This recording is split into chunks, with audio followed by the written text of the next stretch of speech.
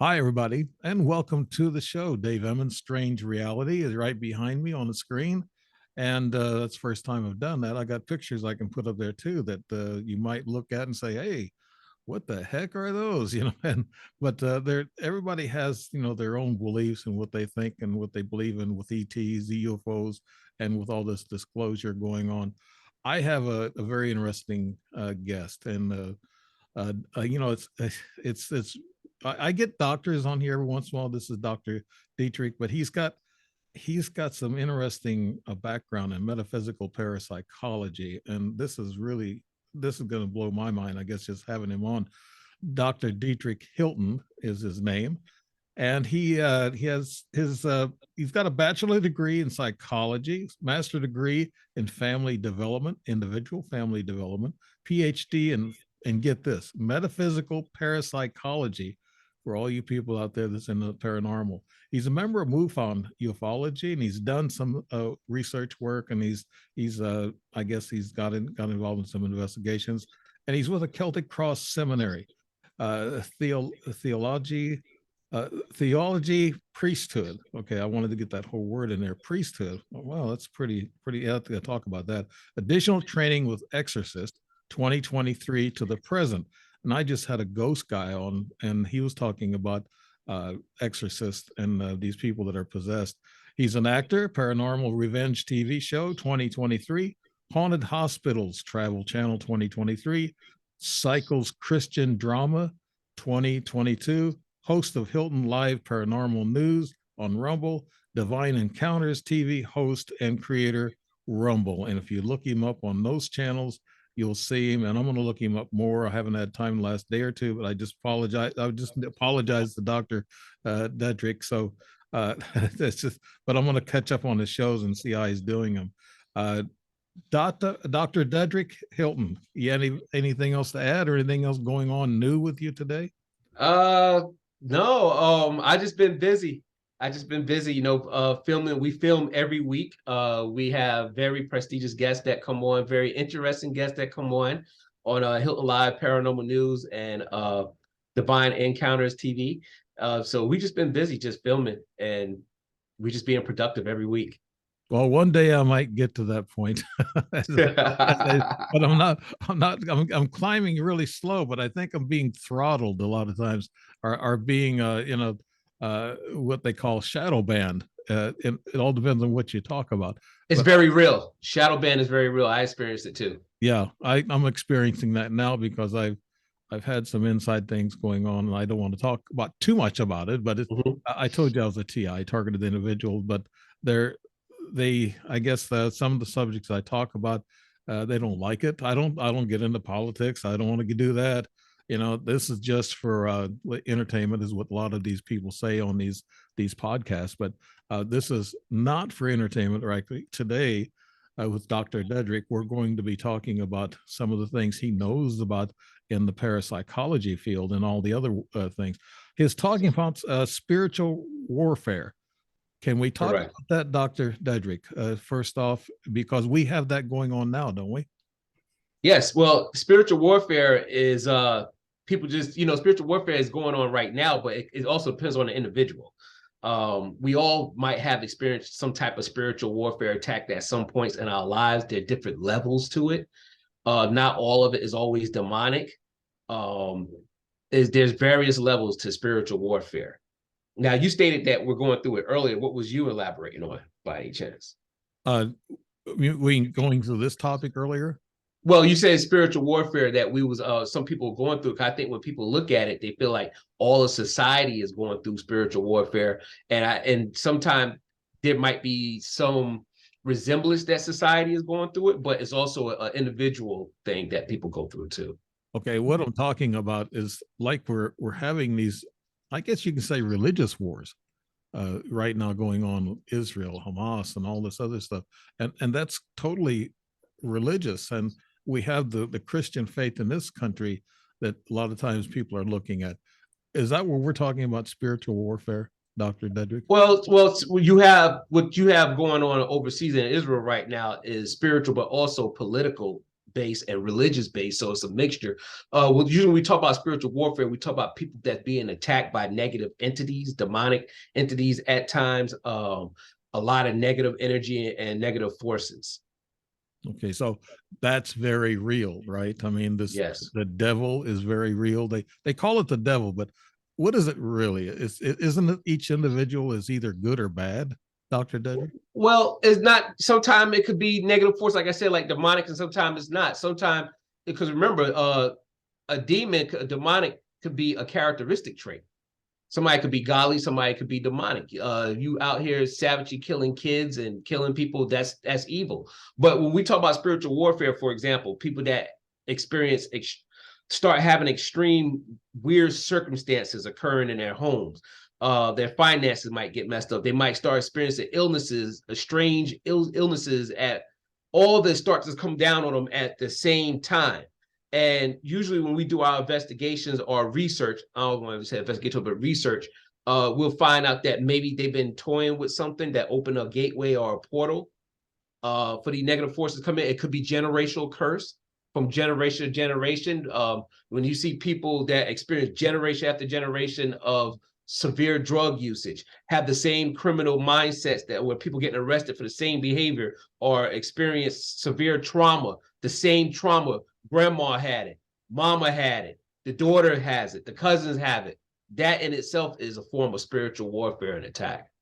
And just like the homeless people who have a lot of mental illnesses out there, that's basically what most of them have that are homeless. Isn't that what you're seeing too, Dr. Dedrick? Well, I work with the homeless population. I think in today that was the stigma that was placed on them over the last 20 years. So the government didn't have to worry about dealing with them. But in today's time, with rapid rent increase and inflation, borderline depression going on, I mean, economical depression that we're walking into, and possibly a possible world war, people are losing their homes because they're on fixated incomes and they can't provide for themselves. The rent goes up.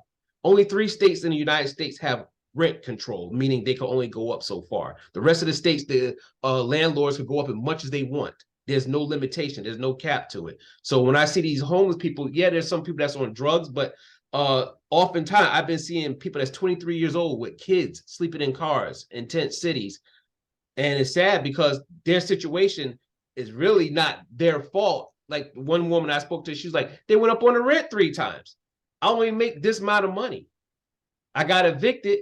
Then they told her that she owed money somewhere else. She had to pay off the remaining balance at the other apartment before she could get into the new apartment. So where's she going to go? She's going to work and leaving her child somewhere else by day. You know, so, I mean, yeah, there's people on drugs, but a lot of it, what you're seeing today is with the young generation turning up homeless is actually inflicted by our government. Okay, now the government, I guess what we're talking about, inflation and the banks, the big banks, and the greediness that's going on. Corporate greed, yes. The anti-human agenda. That's what, yeah. you studied that, huh? Yes. Yeah, but I guess what I'm looking at too is the overall thought. You just alluded to it. I have the same thing. We all have our own personal problems. We all have our own health issues. We all have our own bills to work with. I know, being retired, a lot of pensioners out there are feeling this pinch too. The Social Security is just not paying enough, and the government's not really helping enough on drugs and pharmacy costs and everything. So that's part of the whole problem, I guess, that drives people. Now we got the outside world forcing in on us. We see all these people in the streets demonstrating against immigration, and demonstrating it now. You have these big crowds of Palestinian supporters in Chicago and New York, and it scares people to see all this. They're thinking, is this all going to come down on us? What do you think, Dr. Dedrick? Well, with a lot of the stuff that you're seeing is actually biblical prophecy taking place. Yeah. To turn up on that level, like you're seeing what happened in Israel, biblical prophecy. America, I believe, is next because of everything that's taking place in the climate. You read the Bible, it said a prestigious nation will be attacked by many other nations. And that mysterious Babylon that they talk about in the Bible is the United States. It's the youngest country that's been created out of all the other countries that exist. in the world today. America is the youngest country. Yeah. You know, but yeah, so the climate that you're seeing, the civil unrest, the people that are hungry. I was in Walmart and I saw a family get food from the bakery and they were eating the food in the aisles because they couldn't afford to pay for it at the cash register. You have AI taking people jobs, inflation, recession. There's so much going on. I call it the anti-human agenda. For the first time in America, American society, you have the younger generation can't afford to buy houses. And statistics shows that when people can't buy homes, like an actual house to live in, they feel less patriotic. They feel less connected to the country that they live in. I understand that. I really do. I look deep into all of these social unrest and problems like that. But we're also looking at, just like you said, that there's going to be many nations that's going to hurt us from the inside, because what's coming across our border, they're military aged guys from all over the world coming in our borders. What does that represent? Is that a political thing that they're bringing in all these people?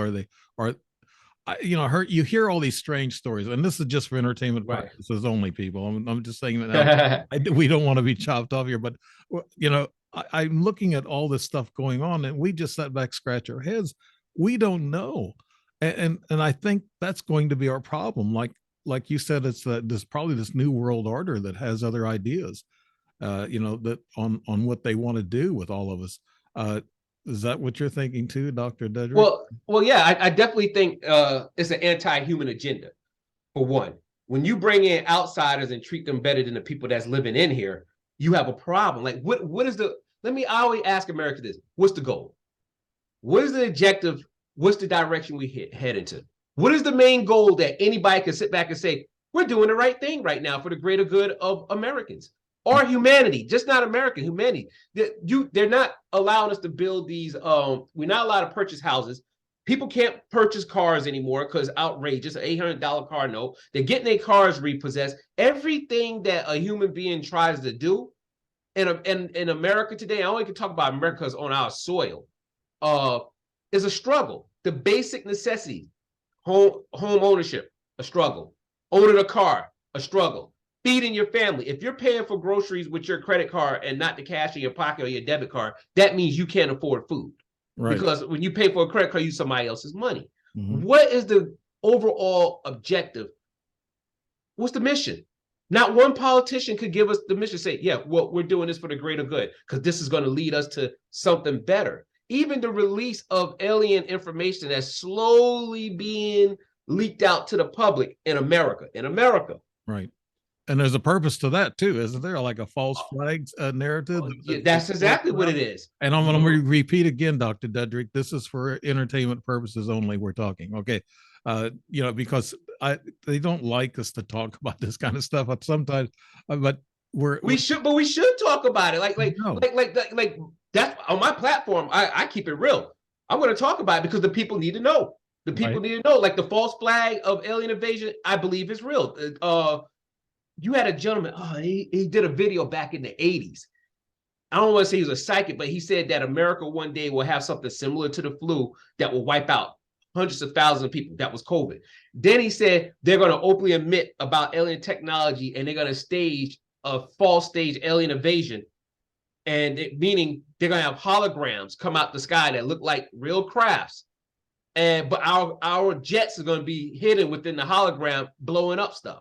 People say, well, why would they do that? Because once you stage all that, like Ronald Reagan said, maybe you need an outside attack on humanity to bind all humanity together to show that we have no differences. And that's going to issue in a new world order. I never heard it put that way, Dr. Dedrick, about Reagan's comment. I've realized, but that's a good direction to it. And it's a Project Bluebeam is what you're talking about with this holographic thing, and also the DEW weapon, DEW. I don't want to talk about where that might have been practiced, but we won't go there for right now. But let's go back to, you've been in theology and priesthood and seminary, and you're kind of, I guess, a Christian guy, and you're seeing the world through this type of moral thing that's going on in the world. And what's some of the answers to it? Well, I'm in the theology. I'm in school now in the seminary as we speak for the independent Catholic priesthood. Just so I want to make sure I'm clear, I'm not a priest yet. Okay. I'm in the seminary. But I am a certified chaplain though too. But outside of just being a Christian and looking at everything, I did a show about gateways to demonic forces just recently. And being a father at the same time, we have an abundance of vices to lead people astray in America down a negative path. And I say America because when you travel abroad, Americans don't understand something. First of all, when you travel abroad, you see a different version of Christianity than you do in the United States. The Christianity we have in the United States is American-based. They practice Christianity different overseas. It's more ancient. And people need to also realize Christianity is an Eastern religion. Eastern. There's been no religion found on America's soil like a major, faith-based denomination on America's soil. You might have like Baptist or something like that, or Southern AME or something, but the overall Christianity is an Eastern-based religion like Islam and everything else. So I say that the vices that I'm seeing is that you have in today in American time, anything that of good moral faith and good value is evil. You're not even supposed to say on the internet that you believe in God. People will disconnect themselves from you for you saying that you believe in God. So I always say this in my show. I just did a show the other night. And I said, I'm not denying God to please people that's watching my show, because you won't watch my show because I said something about God. That I'm a believer. That I'm a believer. That I'm a believer. I'm a father. I have to teach my kids moral values to raise them in a society so they can be productive like their mother. Right. Well, Dr. Dedrick, when I talk about ETs and my experiences, I also go back to God, the being that created all of us, and he created ETs. And so ETs are messing with us. They're here exploring. So they're coming from other dimensions and everything like that. Portals, all that. Right. Yeah. So I agree with you. I'm not afraid to say I believe in God. Matter of fact, I wrote a book, Angels and Supernatural Entities. That was my first book, was a UFO book, and that was about all my ET and UFO involvements and experiences that I still kind of have today. I still have these little synchronicities and things of that nature that follow me around.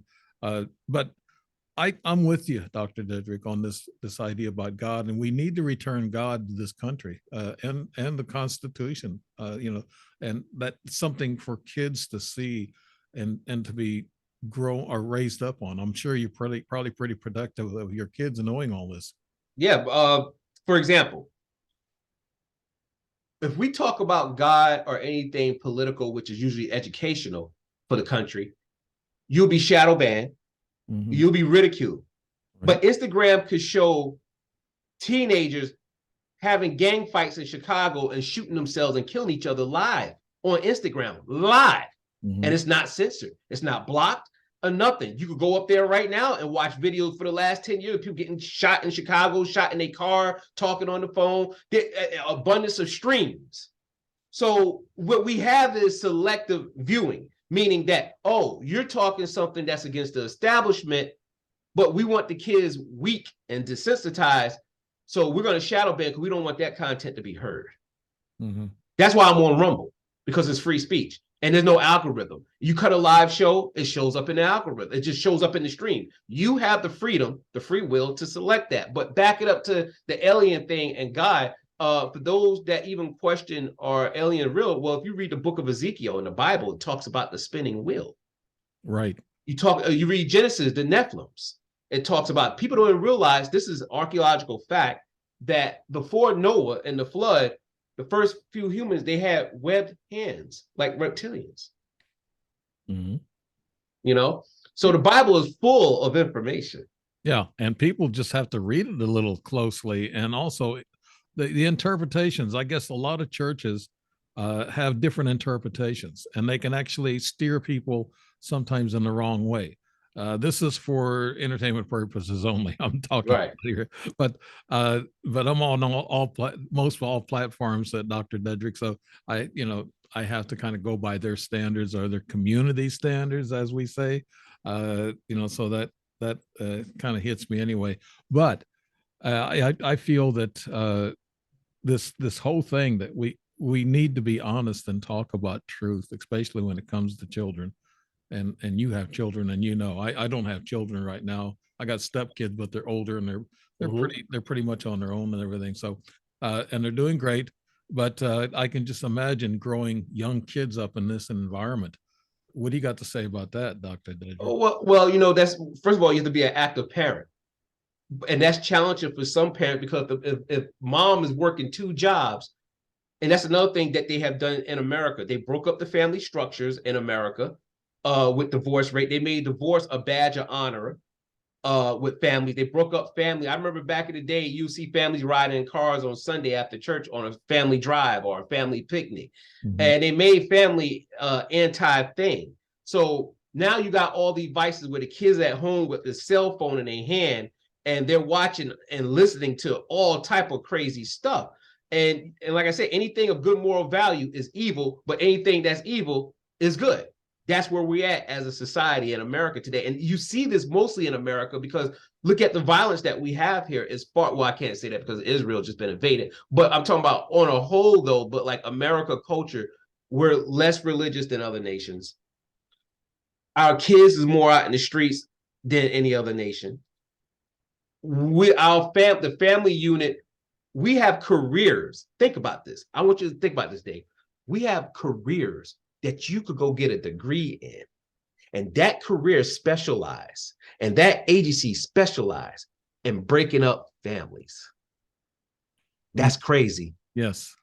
And you know this for a fact, because you're going through a lot of study and training, and you've already got, several degrees. So this is, I guess a lot of colleges or academia teaches you to be, their way. They want you to have their way. This is for educational purposes right now. Yeah, indoctrination.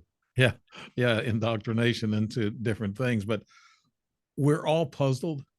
I don't know what to think. You read the Bible, like you just alluded to a while ago, and where they went into these cities and destroyed everybody, killed everybody, wiped them out. There's wars all throughout the Old Testament, and we having wars now. Yeah, and they're doing the same thing now. And just not Israel. For those that's watching, I want you to think about this. The show I did last night, a matter of fact, Are We on the Break? What's happening in Israel is this the sign of the time of World War III coming.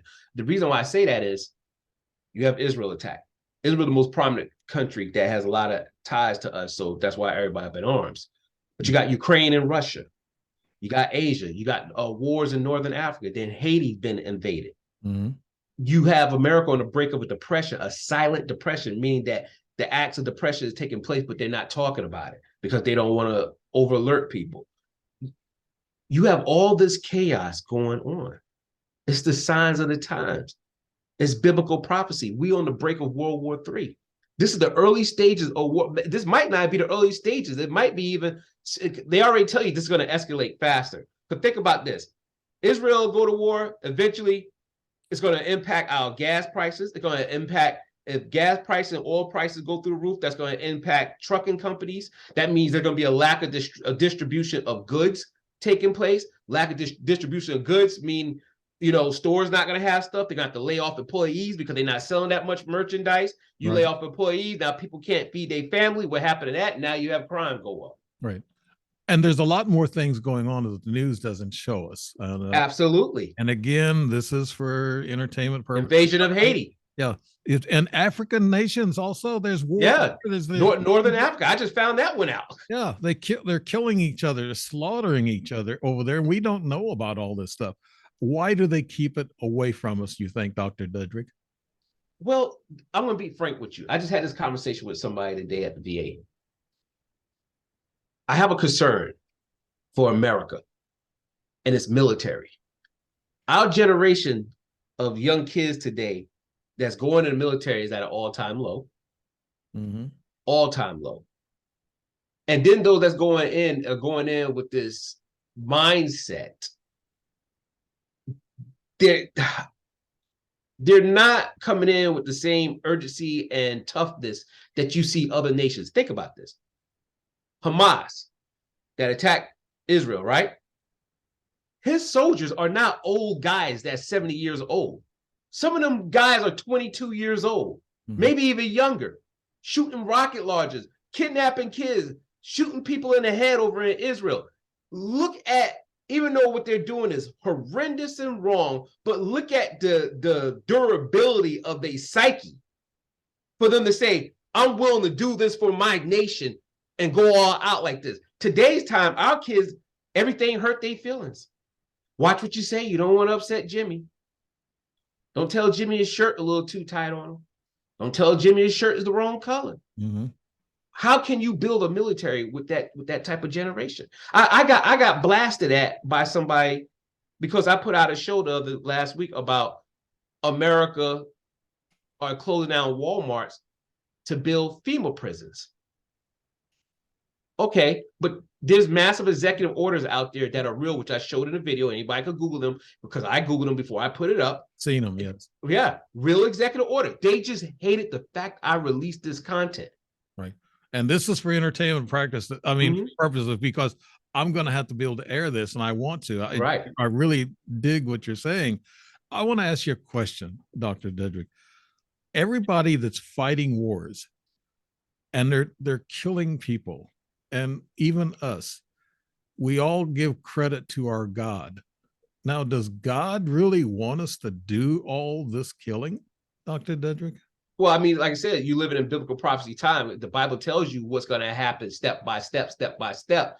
If you do this, you're going to get this. This is going to lead to this. So I always tell people say, what does the Bible stand for? I said it stands for basic instructions before leaving Earth. When you break it down. But I say this like, you have free will. This is not the work of God. Once again, it goes back to spiritual warfare. Evil lives. Evil is real. And you have the free will to decide if you're going to harm and take somebody else's life, or you're going to do wicked actions. And unfortunately, when you're in an environment that might, you don't have to be in an environment, because there's many horrible, horrendous acts that take place in environments that shock people, like schools. Right. And predominantly nice suburban communities, you know, and a community that you think it would happen in, nobody never go in those schools and shoot those kids up. Think about that, you know. Yeah. But you have free will. Yeah. Another thing, Dr. Dedrick, I keep thinking about when sports teams play each other. Let's talk about the pros. They'll pray, they'll get in circles sometimes, and they'll pray to God that they win. You don't pray to God to win. I think you should pray to God that nobody gets hurt in the game. Or give thanks that you made it this far as an athlete. Give thanks and praises for that, you know, like show gratitude. Yeah. But see, that's where God has been bust down to, you know, he sounded like a loan officer almost, you know, but that's what he's been bust down to. But when I talk about spiritual warfare, like I talk about, I don't even have the book next to me, but Armor of God, and Book of Ephesians talk about putting on your armor daily when you go outside. The devil is always lurking. He's always lurking. The devil is never worried about where you're at. He's worried about where you're going in life. Right. He's not worried about where you're living at right now, what job you got right now. He's worried about the greatness, you tapping into your true divine spiritual potential and elevating. You know, you're getting off of alcohol. You're getting off of pills. You're moving out of this poor trailer and community, or your family that's all strung out. You're moving on to a better community and to change your generational curses. See, that's what the devil is concerned about. But some people don't get in their psyche, because elevating to a better standard of living spiritually, mentally, is frightening for some people. Dr. Dedrick, is this part of possession? I mean, you know, you could take this demonic, you know, possession of a person, and you have to perform exorcism to get it out. Is that when a person goes too far, or is it a mental situation? Well, by the time someone gets possessed demonically, it could be from an item in the house. It could be the house. It's far gone. It's really far going. Now, you talk about generational curses. It's a form of possession, but it's not demonic possession. You know, the negative behavior becomes the norm. The abnormal behavior becomes the norm generation after generation. Now, you're talking about demonic possession. That's when you have to have exorcists come in and pray to remove it off of them, and they still not 100% cured. If they don't give their life over to God and really keep praying and maintain their prayers and maybe join a church, that demonic entity could come back because they're looking for a window of vulnerability. Can I ask you something personal? I know you don't have to. Sure. Go ahead. Dr. Dedrick, have you ever performed an exorcist? Now, let me share this with you. Okay. In 2021, I was called to Atlanta to a young lady house. And this was in my paranormal investigation stages. And my sister and I was called out there, and she said maggots was forming around her food. I did my normal assessment at the time. And mind you, now I'm more of a paranormal investigator back in 2021. I'm in theology school now to study exorcism and become an actual priest, but not because of an exorcist. I want to clear that up. I'm becoming a priest because of religious reasons, not because of exorcism. The exorcism is just the icing on the cake of becoming a priest. You know, so just to clear that up, because my thing is, you live in like a professional student. You've been in school all your life. I have since 1998. Wow. Yeah, I took breaks in between for the military and different things like that. But you go. Yeah, do it. Yes. You know, I'm 44, and you know, I just, you know, I set goals, go to the next level. But I did an assessment on her, and I went out there and made sure she wasn't on any drugs, make sure that she didn't have a history of schizophrenia, bipolar, make sure there were no gas lines going off, because all this could trigger hallucinations or psychosis behavior, right? And we stayed the night with her. She came back from Walmart with groceries the next day, maggots on the food that fast. That fast. The house had an odor to it. I talked to her boyfriend. He didn't like to stay there because you hear things beating in the walls at night. He said it freaked him out. He said he didn't know he necessarily believed in demons. So I decided, well, let's give her a baptism. Mind you, I'm a paranormal investigator at this time. Not an exorcist. Still not an exorcist to this day. I'm in school to learn about it right now. But if you have God behind you and a good spiritual energy, you can accomplish something with her, couldn't you, Dr. Dedrick? Well, that's what I thought going into the situation. That's why I actually thought that. Okay. You're right. All right. So what she did, she scared the heck out of you, and you got out of that house, right? I mean, well, one of my sister was the one that ran. No. So I put her in the tub, had her all white, start reading scriptures and praying over. Demons don't like scriptures, especially powerful scriptures. Right. This girl jumped up out the tub with force of energy that felt like. Now, guys, on camera you can't see me, but I'm about 5'8", 215 pounds, a pretty fit guy. Go to the gym. I used to do kickboxing. I'm a pretty fit guy. My brother is about 6'3", physically fit guy too. She slapped the camera out of the hand. Her voice changed. She was wrestling. She put me in a headlock and had me down in the tub so my head is under the water. And you know, now I'm sitting here trying to put tempo karate moves on it to get this demon off me. I'm laughing, but it was probably pretty serious at the time. You know? Yeah, because water's flying all over the place. Oh. She's screaming. Like I said, I had a family member that ran out. I had to call them back in, and I say this like we eventually got her, you know, dunked her back in, held her down. This went on for about 2 hours, wow. 2.5, maybe 2.5. Huh. She eventually came to and subsided, got her back. The voice, once again, I tell you that when you remove a demon from somebody, it don't necessarily mean they're 100% clear. Right. I have followed up with her since then. She's been strongly active about being in the church. She's even in the choir now. So she's all right because she took the initiative after we got that off of her to know that there's something she actually believes is something in her bloodline because she heard a story about other women in her family being possessed generations ago. Mm. Right now, I'm not saying that's a generational curse because, like I said, she could have had a Ouija board, she could have had a book, she could have been like a lot of people today are buying witch books and stuff from Five Below. and doing all this spell work in their houses, opening up gateway portals, summoning spirits. Like in voodoo, they talk about Papa Legba. And I had to tell them, I said, look, even in Haitian culture, they don't say that name that freely. That's the equivalent of Candyman or Bloody Mary, you know? So I said, I tell Americans, watch what you say. Like around COVID 2020, everybody starts moving further away from God, and they start experimenting with alternative spirituality. And I think that played a role into the increase of demonic possession, which the Vatican has stated that is taking place now. They say it's out of control, that they have to start training other people that are not in the priesthood, or bring in more priests to train them on exorcism, because there's a drastic rise in it. But I think that is also because, to some degree, that's demonic forces attacking humanity. Look how far left we are with our moral values. Yeah, I can ask you this too. This has just popped up in my mind about this. There's a lot of skeptics about a person being possessed, and they're saying it's emotional or mental disorders. What do you got to say about that, Dr. Dedrick? Not all possessions are demonic possessions. Absolutely correct. Not all of them are demonic possessions. That's why you have to do a behavioral assessment. You have to do, you have to ask some thorough questions. You have to have a real assessment that's being done. And if you are going in with demonic forces, like in today's time, in the paranormal community, you have some stuff that is gimmicky.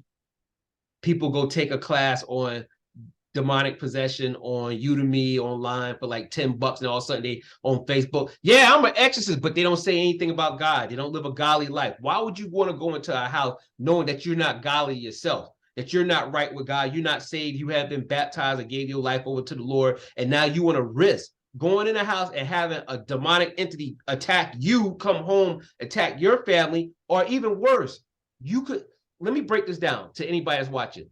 If you're not trained to combat demonic forces or to perform actual exorcism, and you go in somebody's house and it goes left because if they have a psychological disorder or something you're not trained in, and they die, you will be arrested.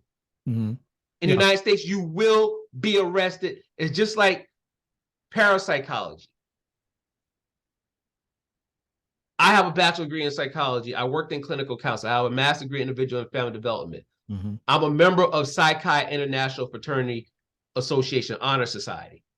I have real credentials. I worked at Department of Mental Health. I worked in family therapy. I have real credentials. I worked, that's on my job resume. You will watch the ghost shows where people call themselves a parapsychologist and don't even have a degree. Don't even have a degree. I have a Ph.D. in philosophy and metaphysical parapsychology, where I deal with the metaphysical spiritual side of parapsychology. Parapsychology are not ghost hunters. Let's get that straight. Right. I just talked to a ghost hunter the other day. And he was doing things properly. He'd go and investigate the house for, I guess, ghost activity or whatever. But then he would call a priest. He had a list of priests that he would call to come in and do, an exorcism or talk to this person further. So he had the right idea. He backed away when he knew that he was over his head. Yeah, it was over his head. Yeah. Right. So that was great. I think I don't get into ghost hunting myself, but I interview people. But the subject really it interests me. I'm curious about everything, Dr. Dedrick, just like you are. I mean, you're a full-time student for 30 years. I mean, you got to be. Your curiosity is driving you. But no, I have never seen a ghost, but I've seen an image of an angel, or kind of like a Mother Mary in a robe, in 1971 when I came back from the war, and I saw it in 1995.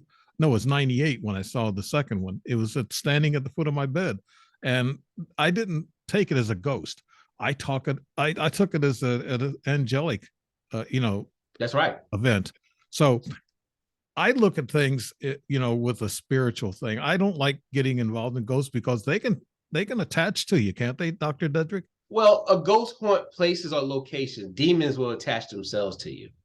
There's a difference between a ghost and a demon.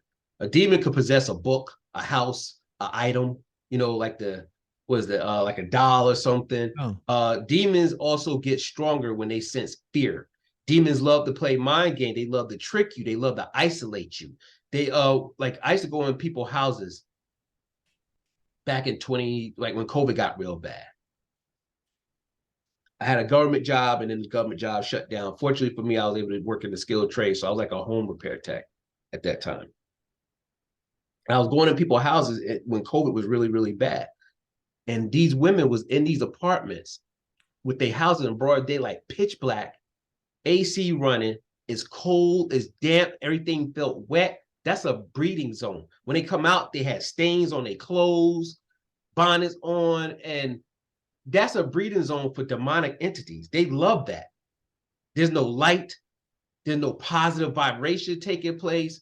They love that, and it'll start breaking you down. It'll start causing depression, anxiety, isolation. You're not talking to your family. You want the windows closed. That's a breeding nest for demonic entities to start occurring there. Now, can demons materialize like a ghost? You know, they come in as a fog, and then they can actually look like somebody and then disappear into the wall. And demons can appear and show images of, you know, a physical being of itself.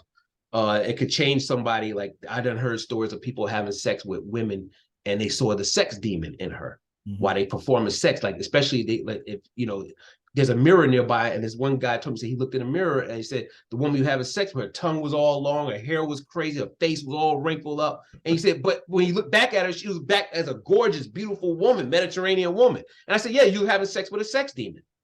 Really? And when he found out about her history of trauma, molestation, her dad, everything crazy going on, then he realized, like, oh wow, I had sex with a sex demon. Now, he wasn't drunk or drugged up, was he, doctor? Nah, because his story is a very common one when people have interaction with a sex demon. They're lustful, they cling on to people, they suck your emotions dry. Well, I don't want to use the word suck, but you know, but you know, like they'll cling on to you and drain you of your emotion and energy. Right. Sex demons are very real because there's groups on Facebook that perform sex magic. There's women on there that create daily spells in Facebook group. I'm not lying to you. Daily spells to break up people's marriages and brag about it openly. That in itself is psychologically damaging. Oh, I get a lot of women writing me, you know, all the time, and it's I don't know why. I'm an old guy, you know. I don't, you know, but I think that they're just having fun, like you said. They're trying to mess up your life, and they think that's great to do that. I want to ask you a question. I usually ask a lot of my guests that are usually, you know, PhDs and doctors like you are. What's the difference between a ghost, an ET, an angel, and a dimensional entity? Are they all the same because they come from another dimension? Do they, Dr. Dedrick? Well, all right, let me chisel it, break it down. An ET could come from another dimension because the whistleblowers say they could be coming through portals. Right. And he talked about quantum physics. But an ET could also be coming from another planet. So we don't know the exact location where ET is coming from 100% exactly, because Mexico just showed images of bodies that they retrieved that was actually aliens. Now, do you think they're alien? Let me get your professional opinion on that. Do you think on the one in Mexico? No. So, in the beginning, I slightly questioned it, and then they came back 2 weeks later with another test with some other scientists that was not from the original scientists, and they said, no, these are real. These are not animal bones. These are not human bones. And matter of fact, Mexico just passed a bill saying that they're the first ones to retrieve and admit that they have alien bodies. They just passed an actual bill, their government. And so South America has been far more transparent about seeing aliens and retrieving UFOs and artifacts and craft than the United States. They've been far more. Matter of fact, every other nation has been a little bit more transparent than the United States. Well, you know, the Native American Indians talked about the ant people, you know, hundreds of years ago. And these little critters are little. I mean, they're not very big. That they were talking about the grays, probably like the small grays. Yeah, that just like what they they're little bitty guys. But now I've had ET involvement throughout my life, and a lot of people say, well, those are ghosts, Dave. I said, no, not really. I can tell, you know, from I'm seeing UFOs every once in a while, and I've seen 6 up close. So there's a seed planted there somehow or another that these things are drawn to me. I'm not particularly a ghost person, like I told you, Dr. Dedrick. I don't get into that because I'm a little afraid of that topic. I'm more of a, you know, spiritual guy, but I can listen to other people talk about it. I have friends that are ghost hunters and they've written books, but they only go so far too. Most everybody I talk to, Dr. Dedrick, they do not go into the mind or the the possession of a person or an exorcism. So that's good that most of them don't do that. But these entities that coming from, they can come out of the walls or come through dimensions, and demons can do the same thing. Is that right, Doctor? Well, a ghost, once again, usually haunts a location or place. A ghost could be from anything. It could be a spirit that is passed away and couldn't transition over to the other side. Right. You know, like people say, like a young lady crossed the street about 30 years ago and got hit by a car on the curb, and on certain nights, people see her walking across the street and everything. Maybe her spirit didn't transfer over because she don't realize that she passed on yet, and she keep walking across that street. Or like there was a story about somebody said they used to pick this somebody up in a car, this hitchhiker, like, I got to get to this place, I got to get to the place. They come and find out 40 years ago the person died in a horrible wreck, and they don't realize that their physical body is here, but they're gone, they're deceased. So they keep trying to get to this one location, not realizing that they already gone, that they passed away. So you have, think about this, then you have family members, like down here in the South where I'm at, you have in communities where people say, hey man, I just saw my aunt sitting on the foot of the bed. Or I actually hear my grandmother say, well, you know, your granddaddy Jane Woolley came to sit on the foot of the bed the other night, and I told him, go on, Jane Woolley, you need to go on about your business somewhere. And now to the elders, they would say, well, when you see a family member that come in your bedroom, maybe they're coming to communicate with you, to send a message. They're not coming to haunt you. Mm-hmm. So, I mean, it's all about the experience. Yeah, you can see entities walk through walls. In New York, Suffern County, New York, Rockland County, there was a place called Indian Rock. They built a McDonald's there. This rock is a giant rock in front of this McDonald's in the parking lot. The story goes, Europeans cut the Indian head off or something, like in a brutal war right there. And his body is buried somewhere nearby. People in McDonald's say, and they still see, you can go look it up. They say they still see this Indian walk through the walls with no head inside of McDonald's while they're in there eating their cheeseburger. Oh, wow. That's spoiling appetite, wouldn't it? Right. You know, so that's something traumatic that happened. But a demon itself could be, you might not see a demon. A demon could make chairs move. Ghosts could do that too. You know, you call them poltergeists. Mm-hmm. A demon could jump in somebody's body and take over their body. You know, so yeah, so demons, now where they coming from exactly, it all depends on what dimension they come from. Some demons could come from hell. Some demons could come out of a Ouija board that could wake them up and stimulate them. You know, that's why they tell people not to play with the Ouija board says it. If you're not grounded spiritually, don't play with this. Yeah, I wanted that's you just took me into another subject. A lot of people say, and there's a lot of experts who say this too, there is no hell. That we all go to a dimension, and we're kind of like reincarnated, and we come back, we make our own decisions. We need to come back and learn our lesson that we didn't learn the first time we were on Earth. What does that make any sense to you, Doctor? That sounds like their personal spiritual philosophy. I haven't met anyone that exactly came back from the grave to tell me what's on the other side. You know, my father's deceased, some close family members. No one hasn't came back yet to tell me what's on the other side 100%. But I do know this: we all have to die at some point. Yeah, that's true. And you were talking about family members. In angels, when I researched those, they family members and also friends and actually your pets can actually be guardian angels for you. Is that what maybe you were talking about a while ago with these people you know, Doctor? They could be guardian angel, or they could just be spirits. You know, if you're a very spiritual person, you might just attract certain spiritual entities towards you, positive ones. Sometimes it could be guardian angels. Let me see if I had a story once when I was a freshman in college. I called my roommate to come, because I was a freshman. I couldn't have a car on campus yet. And I said, come pick me up from class, man, at 6 o'clock. I said, all right, I'm going to come get you. And I went to college upstate New York in the mountains at the time, at Sullivan. And the girl was like, hey, her name was Mandy. She said, come get in the car with us. I'll drive you back to your dorm. And I turned around and looked, and the girl like, yo, you take such and such class, right? And I said, yeah. And she's like, yo, can I ask you a quick question? And I told Manny, I looked at the girl that was driving a Honda. I said, nah, I'm going to go ahead and wait. She's like, yeah. She's like, didn't you say your friend coming for you? I said, yeah. She's like, can I ask you a question about some class? I'm about to get ready to transfer into that class. That's what the girl said to me, right? I turned to her and I told the girl in the car, I said, yeah. I said, you know what? I'm going to wait because my roommate is coming to pick me up. And this girl want to ask me some questions. She's like, oh, okay, you sure? I'm like, yeah. I turned around. Girl asked me a question. Now I went to go bend down my book bag, get something, and look up. I was running my mouth. When I looked back up, she was gone. She was gone. Yeah. I said, dang, man. I said, what she got me go in my book bag and pull out some course material? I said, where'd she go that fast? Because like other people walking by, like not that much. It wasn't a crowd. I probably like maybe 5 people walked by, spaced out. And then just when I turn around and look, my roommate, Jose, pulls up in the car. Get in the car with him, we go back to the dorm. Soon we get in the dorm, 15 minutes, I hear siren. Woo! Ambulances, everything. And I see everybody come outside because our dorm with townhouses.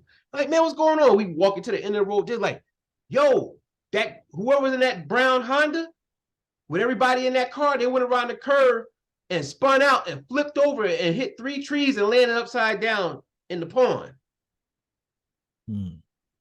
That was Bandy car I was getting ready to get in. The girl said, get in the car, I'll give you a ride home.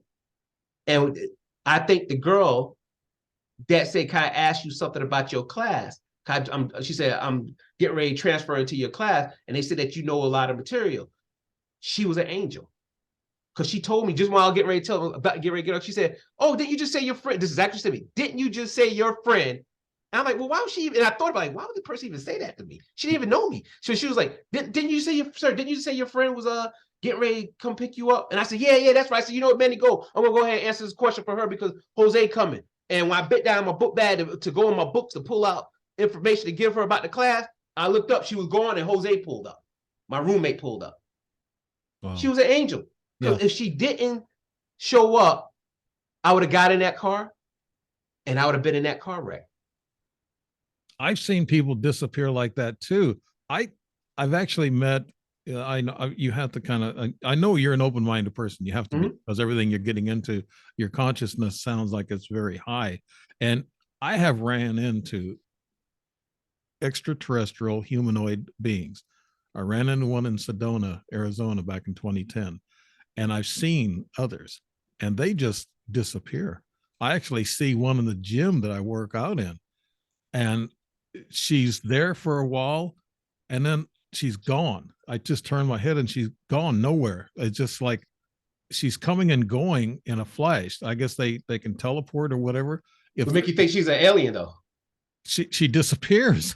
That's why you think she's an alien? Yeah, humanoid ET can teleport. They can teleport themselves away. I found a couple of guys at a convention one time in Arkansas that this one went to the bathroom, and a lot of people told me, said, these two are strange. And I've had, actually Linda Moulton Hall, I sent her some pictures of this incident. And she said that there's always somebody like that that's at these conventions. They're just sniffing around, seeing what they can find out or what we know. And this guy went into the bathroom, and I actually took a couple of pictures of him. And this guy went to the bathroom. I followed him. I went in there. He wasn't in there. He was gone.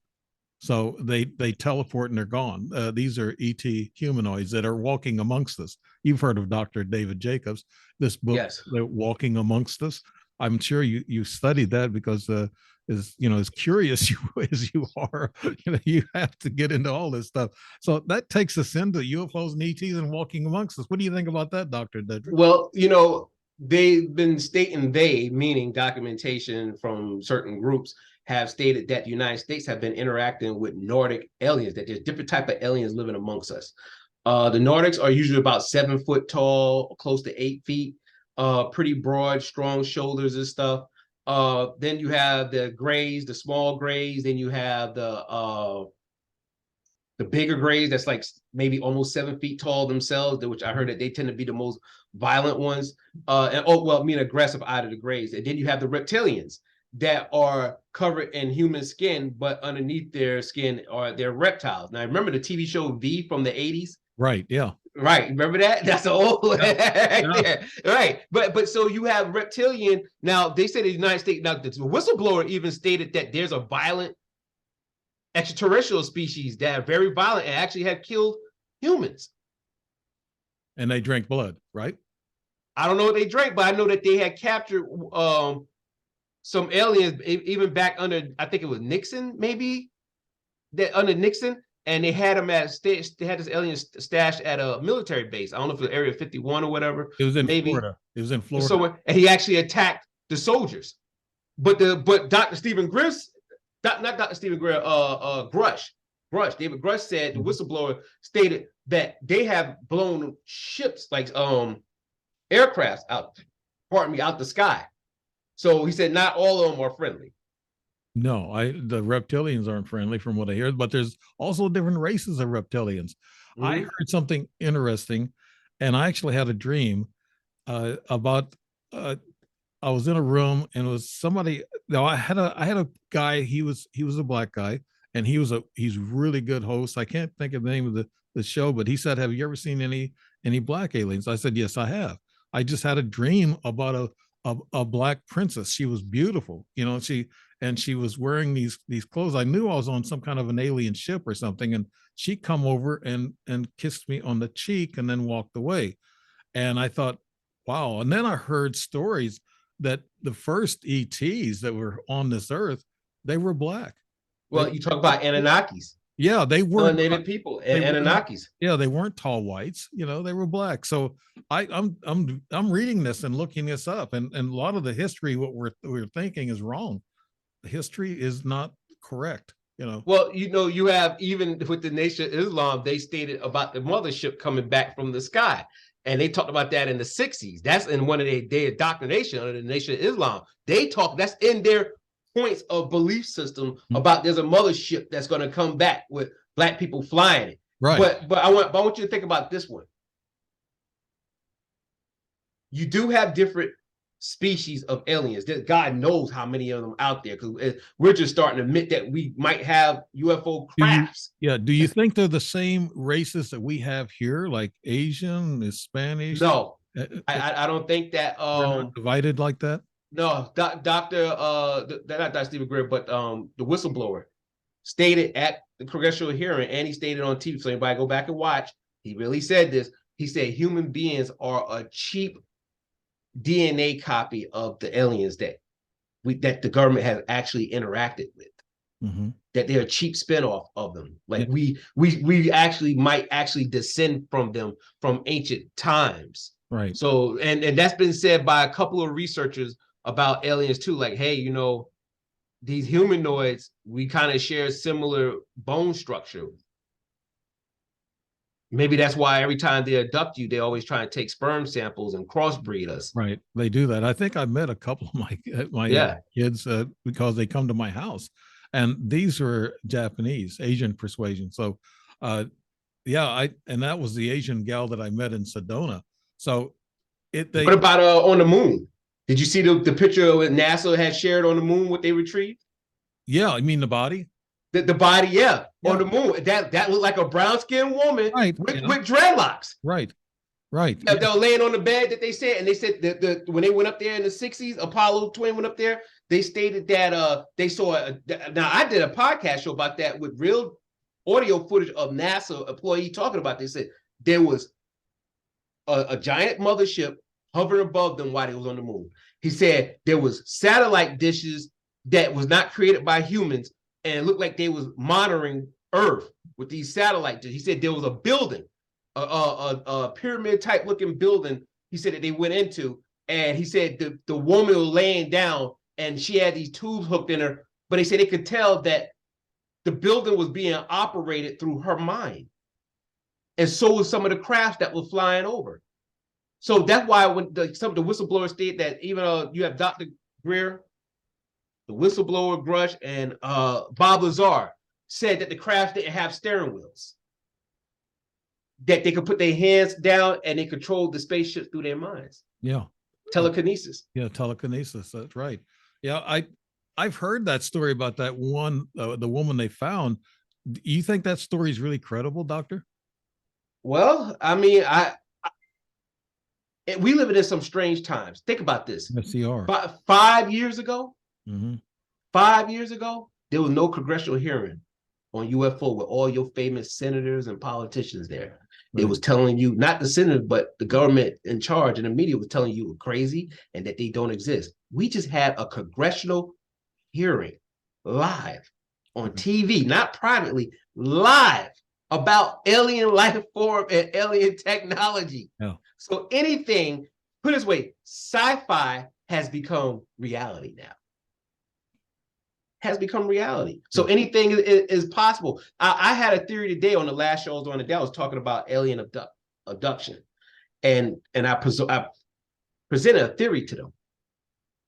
I said, what's the greatest time travel machine?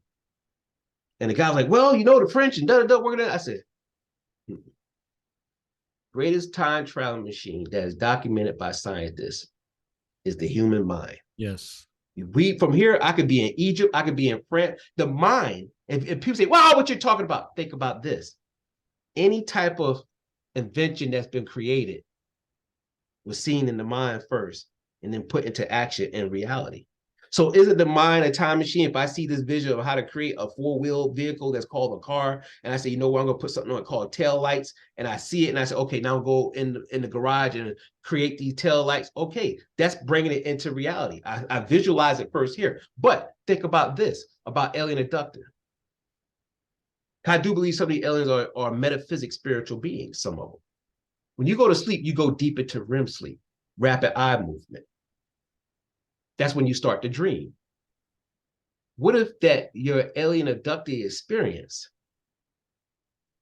that your mind opens up a portal where they invite in these aliens, they abduct you through your mind.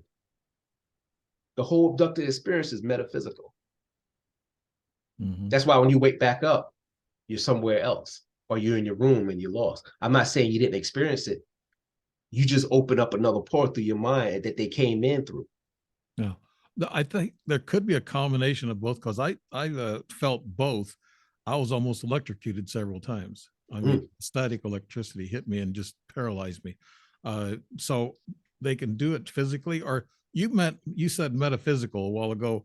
In a sense, could you explain that for us common people that we don't understand that stuff?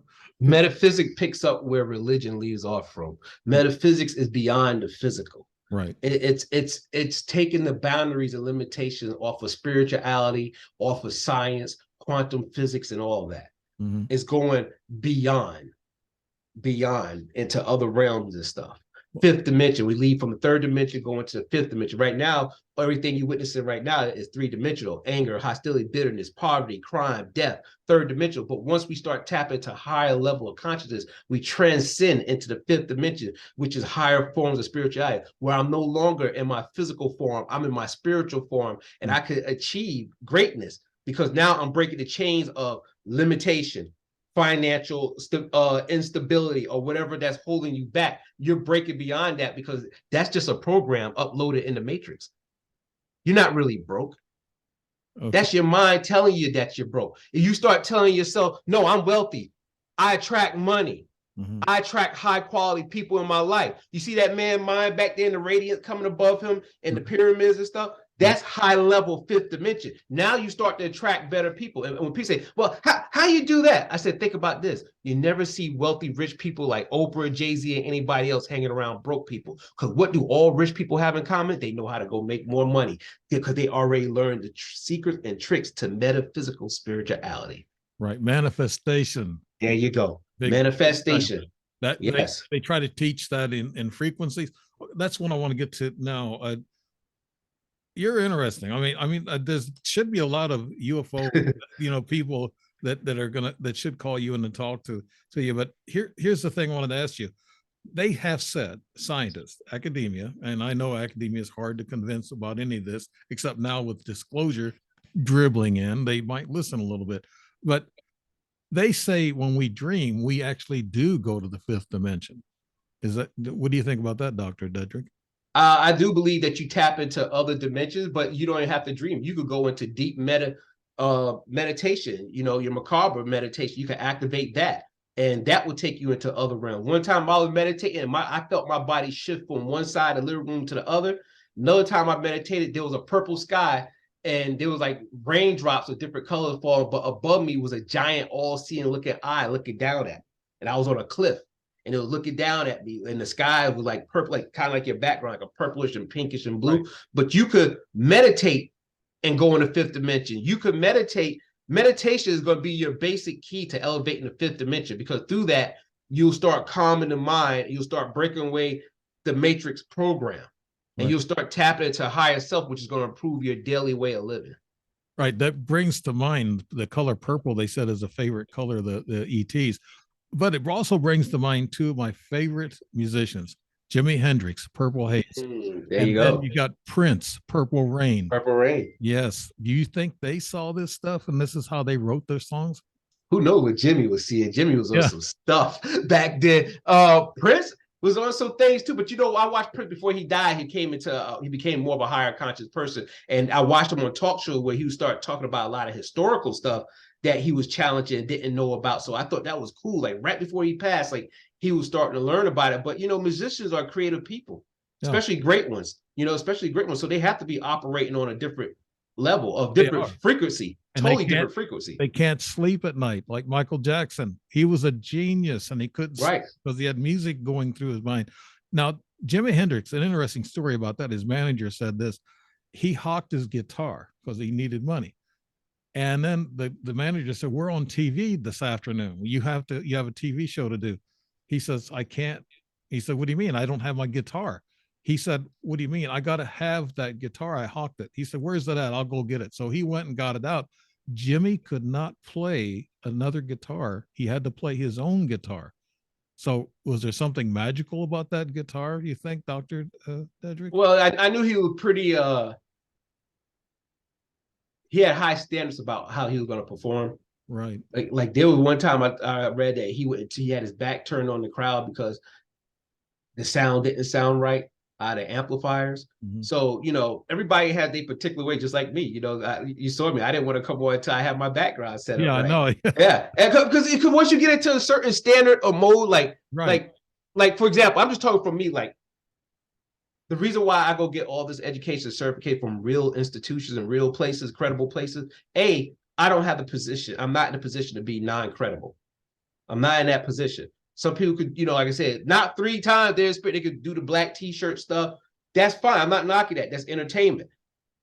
I know where I want to be at 10 years down the line in this field of study that is leaving the stigma of being gimmicky, pseudoscience, and now it's becoming science.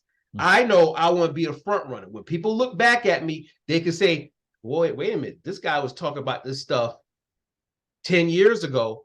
And he also has the credential. He took the time to learn and study and grow in it, So that's why I invest so much in schooling, because I don't have the luxury of just coming on and just after a while, to be honest, you could sound kind of crazy if you don't have a basic foundation on something. I ain't say you have to be dogmatic, but the foundation of knowing stuff. Yeah, you got to have scientific background. I have a journalistic background, so I know how to put things together and write and keep notes and a ledger.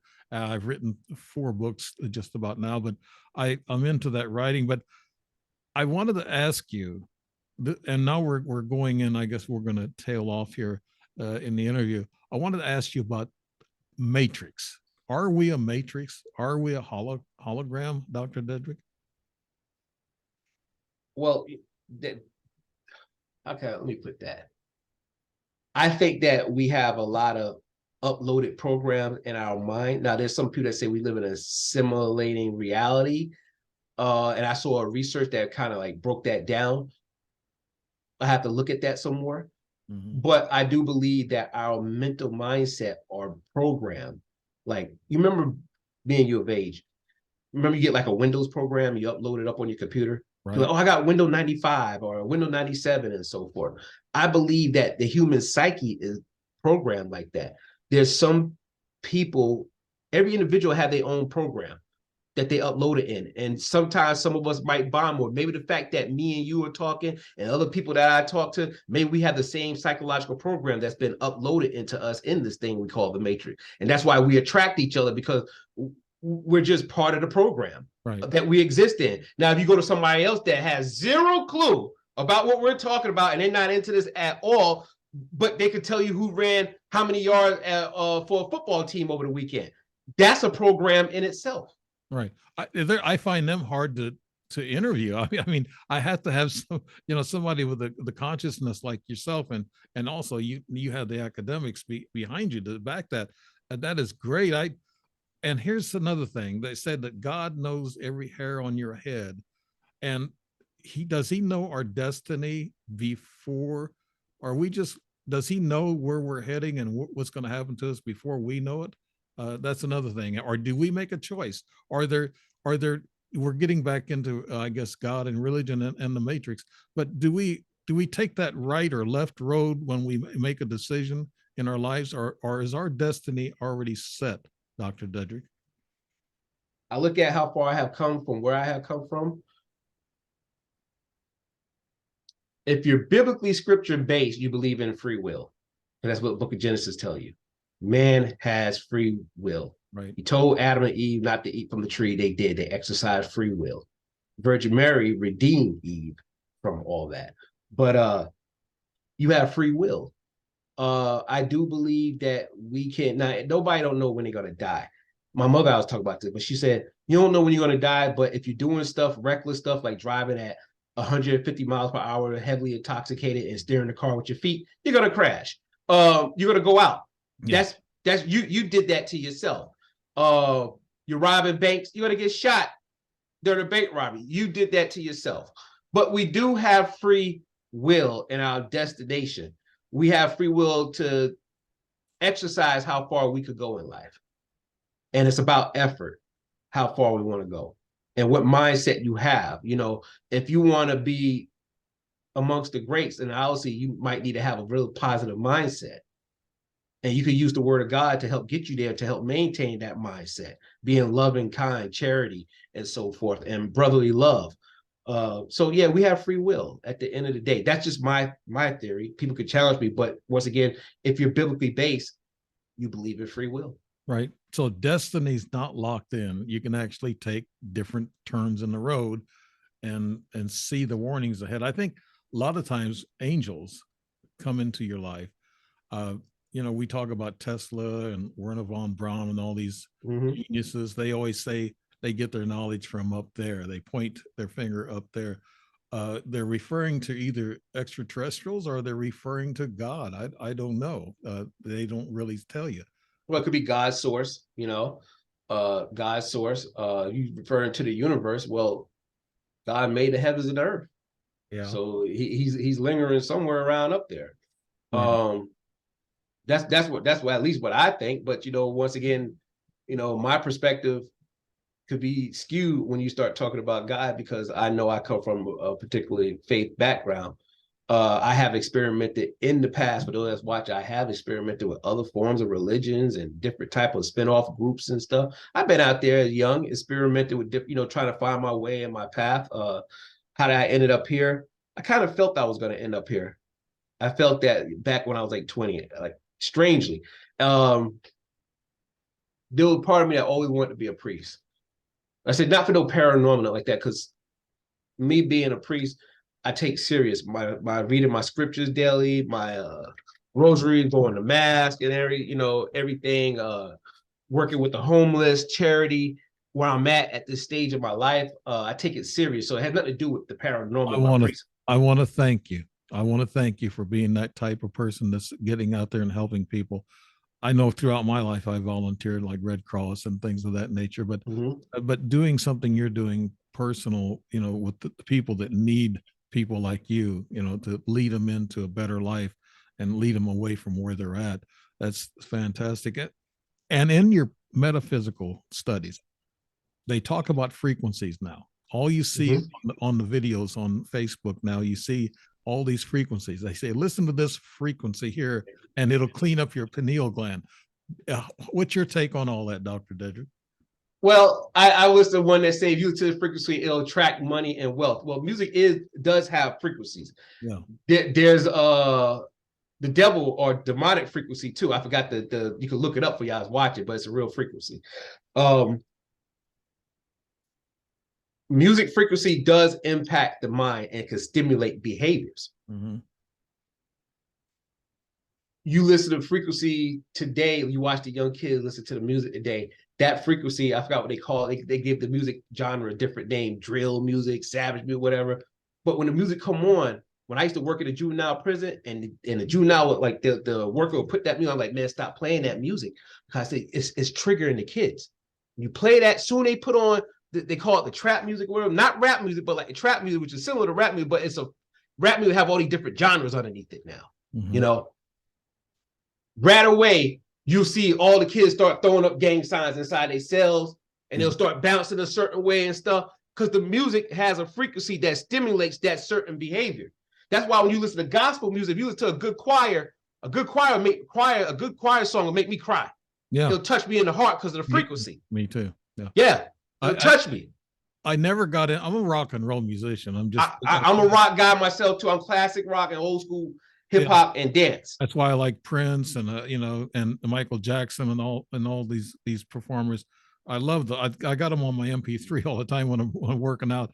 But the music that I hear, that's really, they have this rave, this rev, whatever they have, and it's a metallic music, Metallica, and that kind of, I call it chainsaw music. I'm sorry, I might offend some people out there, but it's a roaring guitars and people just go, they bounce off of each other and they're jumping. Oh, you're talking about when they go in the mosh pits and stuff?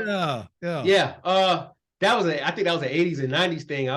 Music it still goes on. I've actually there's bands that still play, but what's interesting about rock music today? You don't really hear about rock bands like you used to in the 80s and 90s. No. You used to turn on the radio and like, oh, that's Guns N' Roses' new song. Oh, that's Metallica got a new album out or something, or Sepultura or Megadeth. But now, those are old school bands now, but you don't hear a prominent rock band anymore. And it's like what's on the radio, you don't hear R&B, which is slow jams. Oh, I love, you don't hear none of that. What you hear is young Chicago rap music. Mm-hmm. Turn up, mama, llama, daddy, da da da da da, and that's on every station now. There's no variation. People tell me it's that, Dave, that's you just getting old. No, it's not. I love the music. I love the Motown stuff. I've always. That's what I grew up on with my mom and dad. Doo-wop, Motown. I grew up on Jimi Hendrix. Funny story, a fun fact about me for those y'all that's watching. Okay. All right, my last name is Hilton, right? Yes. Uh-huh. That's my father's last name. My mom maiden last name is Hendrick. Oh, okay. And she's from Georgia too, just like Jimi Hendrix dad was from. Really? Yeah. So I have two famous last names. Yeah, that's great. I just, whenever I see Jimi Hendrix on a video, I watch him. I'm just watching I'm trying to figure out, is he an alien or what? I don't know. He's a legend, man. The guy, it was amazing. But there's a lot of amazing people during that time. They had different skill set levels for different music. Jim Morrison was amazing, and he's one of my favorite poets. I Am the Lizard King. Janis Joplin was amazing, for her time. And like you said, Prince, Michael Jackson. You'd never get another one of these. Oh, yeah. You never get another Tina Turner. No. Tina Turner's from around my area. I don't want to tell you exactly where I'm from, but I never do usually, Yeah. But Tina and Ike performed in a nightclub it's only about a mile away from me now. And it's an old nightclub. They performed in the late 50s. I remember as a kid, I'd stand outside and they said, "You can't go in, kid," and listen to the music. And then I raved about running into Little Richard. Wow. I did. And he come back from England when he went through a turmoil or something. I don't know what it was, but he was playing in a Holiday Inn in Panama, not Panama, so it was Pensacola. He was in Pensacola. My wife was there. It was back in 1976, a little bit before your time. But I saw that he was going to be there. I said, "Oh, that can't be him." And so we went that night, and sure enough, it was him. He had his band there and he's playing, and I went up and talked to him and I requested a couple of songs. My wife was about 4 years younger than me. She didn't know who Little Richard was. I said, "That's Little Richard." I said, "My God." I went up and talked to a legend, and I thought I'll always praise, that I shouldn't say praise. He's not God. He's one of the first rock and rollers around, really. So yeah, I enjoy music, but music does have a frequency that Yes. can pick up on, and I love it. I've been a musician myself for 45 years. And I know on stage when that harmonies are hitting and everything's hitting good, you feel good. That You're vibration. in a zone. Yes, bingo. And Yeah, you in a zone. It's just like, for example, you go into holiness and Pentecostal churches, right? They'll be playing the guitar and they have a breakdown song and they call it a shout dance in the South here. A praise or a shout dance. That's when they say the Holy Ghost hit them. Is that a possession? Could be. Who knows? But anyway, they'll start speaking in tongue. They'll start saying, "Yay, Lord!" And they'll play that drum and beat the drum. And the faster the drummer beat the drum and the guitar playing the guitar music, everybody start dancing in church. Get up and start dancing and shouting and praising the God and this and that. And that breakdown could last 3 minutes. It could last 5 minutes. I done seen it last 10, 13 minutes to the guitar play. Like my hand is tired and the drum is still beating and stuff. But that's a frequency. Yeah, that's a frequency. People actually pass out and they might go into another dimension. We don't know. They don't. And they do fall out, and the pastor have to put the sheet over them. And I was telling somebody that I said, look, I was at a holiness church one time, and the person came to church with their girlfriend or somebody. No, with their boyfriend, somebody. But anyway, they wasn't used to holiness culture, church culture. It's an experience. Yeah. It's long service, and it's definitely an experience. That and Orthodox. Right. But the person, the Holy Ghost hit them, and they fell out on the floor, and they started shaking and speaking in tongues. And the pastor and the women in the church, the evangelists, they threw the sheet over the woman, and the person went to go touch the person on the floor. Pastor, no, don't touch him, don't touch him, don't touch him, don't touch him. They God is working on them right now, and what they telling them is God is saving them. He's bringing them through the trauma, the hurt, the sin, the pain that they've been through, and he's bringing them to Him now. So that's why they on the floor shaking in tongues, because all that hurt, trauma, pain, the sin is leaving their body, and their body is convulsing. He said he don't want you touching them, because if you touch it, whatever they battling with could jump on you.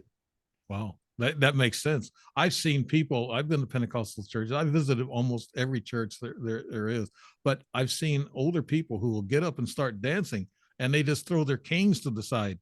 And I've seen that. I've seen that too. Yeah, there has to be some energy or something that's getting into them that's helping them move. Yeah, my mom called those high energy church because she grew up Methodist, and that's very conservative. Yeah, Methodist church is so quiet. You can hear them flip the Bible pages. Right. Yeah. So it's all interesting. It all comes together. We don't really know. Still, we don't know. You said a while ago, nobody's come back and told you what death is all about. We don't know what this is all about. And what do you think the reason is? I'll ask you this, Dr. Dedrick. What do you think the reason is we're not allowed to know the real truth about life? I wouldn't say we're not allowed to know the real truth about life, because what we do know is life. We just don't know the truth about death. But we do know death is part of life. Yeah. Right. Yeah. One day we all will go there somewhere. We all got to go do the same thing. That's right. We just might leave a little differently, but we all got to close our eyes and go upstairs to that upper room. But in the meantime, while we're here as humanity, it's our duty and responsibility to each person to live a better lifestyle, to love your fellow brother, say hello to your neighbor. I tell people all the time, how you live in an apartment complex and you never have a conversation with your neighbor upstairs or across the hall? Mm-hmm. See, people say, oh, I just don't want to talk to nobody. But then that mentality spills into you when you go to work. You don't want to talk to nobody at work either. You don't want to talk to nobody at the gym. You don't want to talk to nobody at the gas station. I remember my mom told me this decades ago. She was in Target. And my mom was a psychiatric nurse for 38 years. Her, my aunts, uncle, my dad used to be a therapist at one point too. All at the same place when they moved up from the South. They all retired from the same place too. She was in Target and talk about how humanity don't care for each other anymore. And I know it's New York, but I see this everywhere. Oh, somebody fell down in the aisle in Target and they were having a seizure. And my mom, by the time my mom saw the person on the ground shaking in convulsions, my mom said at least 8 people walked by them and saw them and didn't say nothing, didn't go get help or anything. Happens all the time, doesn't it? Yeah. Inside of a major retail store, someone's having a seizure, could have choked on their tongue and passed away. My mom did what she needed to do and told the scream for help and told people to go get help. But we have to get past this. I was just telling a young lady, I said, you don't live on an island. She was rattling off about how she don't care that her supervisor is struggling and they shouldn't pay it. She said, he shouldn't have took that position if he's burnt out. I said, well, you don't have a supervisor position, but you're burned out too. And I said, on a job, you're supposed to work together as a team. And I said, you can't have this mentality that you don't care what somebody else is going through because it's not happening to you. Mm-hmm. Because that in itself leads to demonic behavior, mm-hmm. that selfish trait. Remember, the devil loves to isolate. Right. And they couldn't see that. They couldn't see it. And I said, well, that's why you catching the hell that you catch generation after generation, because that mentality, and you're really mad because you're not where you're supposed to be at financially, living a better standard. So you have a resentful spirit about yourself. You're mad at everybody because things are not going right in your life off the decisions that you had the free will to make. Right. And a lot of people like yourself, you're friendly with people. I know you are. I can just tell like this last hour and a half, I myself talk to people, everybody. I talk to everybody. Some people might say he's got a big mouth. He talks too much. That's what they're saying about you now. If you're friendly, right? You talk too much. Yeah. What's the antisocial behavior? That's the culture. Yeah. Don't talk to me. Text me. Don't talk to me. Tweet me. You could tweet me 500 times. That's not tweeting too much. But see, the art of having a conversation what bonds humanity together. Yes. Imagine if Christ was walking around just tweeting everybody and he tweeting demons out of people. Be gone, demon. Hold up. Let me back up. Press that. Sorry, typo. I'm back. Be gone, demon. Let me Instagram. Shh. Be gone. Get behind me, Satan. Yeah. Imagine if Christ was walking around doing that. Right. Yeah. I think, I'm laughing, but it's serious. It really is. Yeah, it is, but I'm trying to laugh about it. And you can be a little comedic every once in a while. But in closing, what would you like to tell people in closing? We're going to close out now. Dr. Dedrick.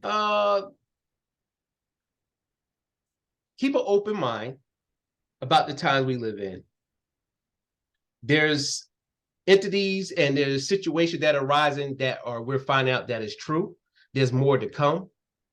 And outside of the paranormal, outside the spiritual realm, treat each other neighborly. Mm-hmm. Love one another. Love yourself. Be an asset to humanity on a whole. Great. We're going to close with that. Everybody, I hope you get a chance to listen to this show and watch it. I found it very interesting. Dr. Dedrick Hilton, great guest. I enjoyed it. I had fun a little bit, but we were talking about some serious subjects. This has been Dave Emmons and the Strange Reality Show. And Dr. Dedrick, tell people where they can find you. Guys, you can follow me on the Rumble app, on the Hilton Live Paranormal News, Divine Encounter TV. Also under Unseen Realm. You can also follow me on Facebook under Dedrick Hilton, and LinkedIn, Dr. Dedrick Hilton, and Twitter, Dr. Dedrick Hilton. Okay, I'll put that in the narrative on this show, so that I'll make sure I put that in there. Thank you. Follow us on Rumble though. And I'm going to check you out. Free speech.